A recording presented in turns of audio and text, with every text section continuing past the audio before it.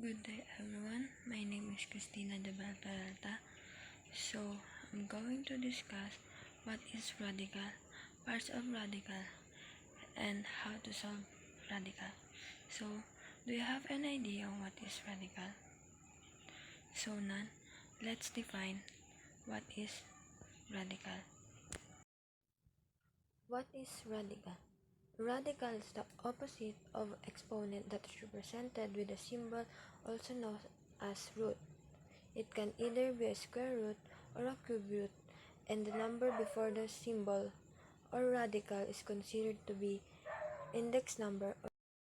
Radical expression have four parts. The first one, index. Second, radical sign.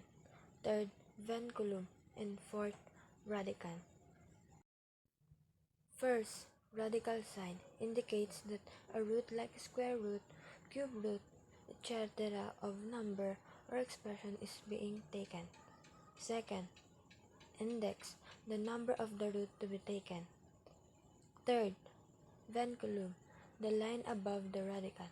And last, radicand, the quality to take the root of the value under the vinculum. I have example here. Solve the following equation for x. Square root of x plus 1 equals 5. So, illustrate the square root term. First, subtract 1 from both sides of the equation to get the radical by itself.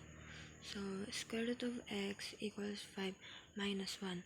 The answer is square root of x equals 4. Second, eliminate the square root by squaring both.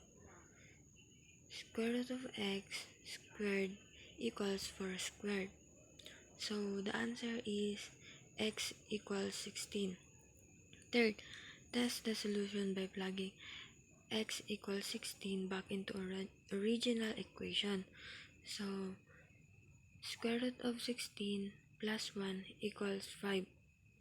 So, the answer is 4 plus 1 equals 5. But the final answer is 16. So, that's the end of my discussion, radical and its part, and how to solve radical.